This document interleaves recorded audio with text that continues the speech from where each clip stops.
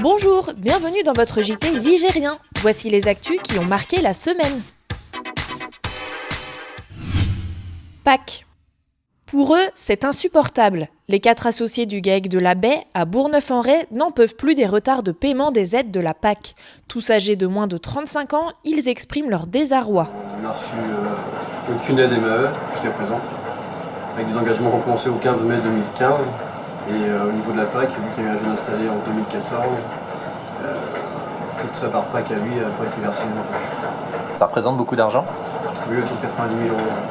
Conséquence directe de ces retards, les associés repoussent les paiements auprès de leurs fournisseurs. Une pile de factures qui s'amoncelle et atteint environ 60 000 € aujourd'hui. Tout ça, c'est en attente, il y a attendu quand même. Donc on n'attend plus que les aides soient versées, mais quand on nous annonce au départ mars, après avril, lors du mois de mai, il n'y a toujours rien, on s'inquiète un peu.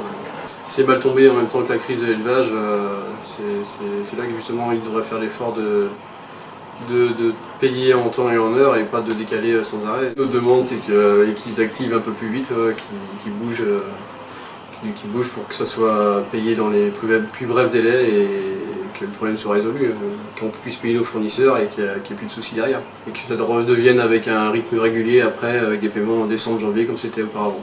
Le 10 mai, le ministère de l'Agriculture a fait parvenir aux syndicats agricoles un calendrier précis du versement des aides PAC 2015 et 2016. Vignoble. La dernière semaine d'avril, en 3 assauts, le gel a tué les bourgeons un peu partout à travers le vignoble. Le secteur du nord de Grandlieu semble particulièrement touché, ainsi que le sud du Sèvres-et-Maine. Le lundi 25, donc, il y avait une belle gelée, on devait être à moins 1,5, quelque chose comme ça. Et on a vu les dégâts tout de suite. Moi j'avais 10 hectares de gelée complet. Donc le mercredi, ça a confirmé, ça a pris un tout petit peu plus large. Et puis dimanche dernier, un peu plus inattendu, mais comme on a eu de l'eau samedi, en fait il faisait moins froid, mais avec l'eau de la veille, les bourgeons étaient pleins d'eau et ça a regelé un petit peu. Comme le souligne Christian Gauthier, en arpentant les rangs de cèpes de son domaine, il n'y a pas de règle particulière pour les dégâts. Certaines parcelles ont totalement grillé, d'autres n'ont presque pas gelé, comme celle de son cru communal Clisson. On avait eu cette année, ça a pris très large. On n'est pas le plus fragile cette année, parce que toute la Loire a pris. Le Bourgogne est complètement cramé, le Saumur, tout. Enfin, voilà. Dans la plupart des parcelles, les dégâts sont très hétérogènes. Christian Gauthier estime qu'environ 50% de ces bourgeons ont gelé. Il faudra compter sur les survivants pour produire des grappes, voire sur le relais qui pourra être pris par les contre-bourgeons. Dans tous les cas, la récolte de vin 2016 sera certainement bien amputée. Semis.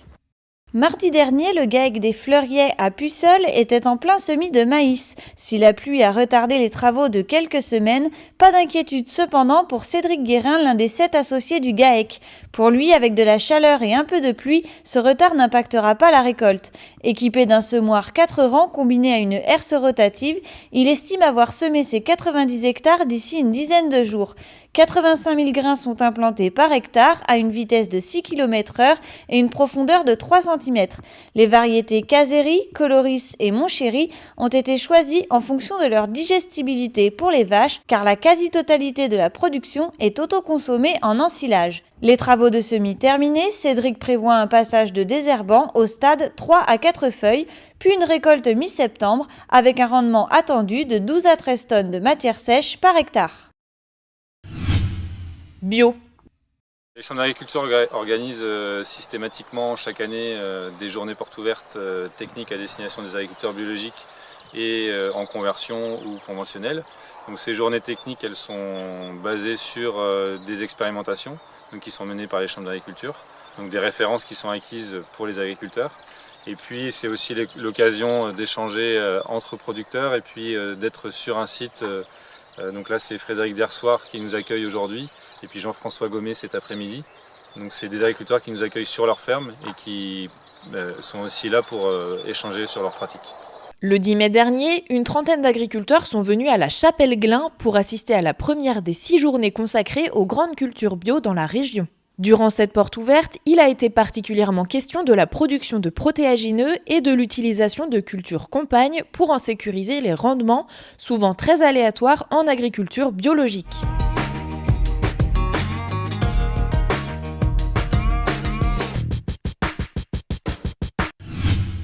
Semences. À Clisson, le 28 avril, le Groupement national interprofessionnel des semences GNIS a tenu sa réunion régionale Ouest.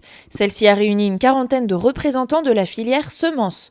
Au programme notamment, un bilan chiffré de la campagne et les résultats de l'enquête annuelle sur l'utilisation des semences certifiées.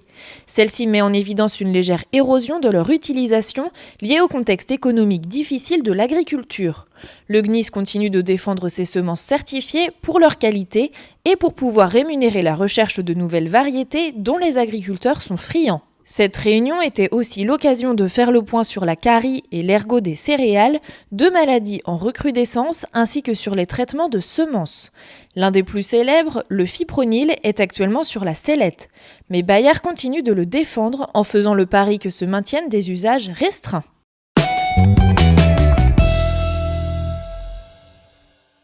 Cette semaine, retrouvez en vidéo comment découper un îlot en plusieurs parcelles.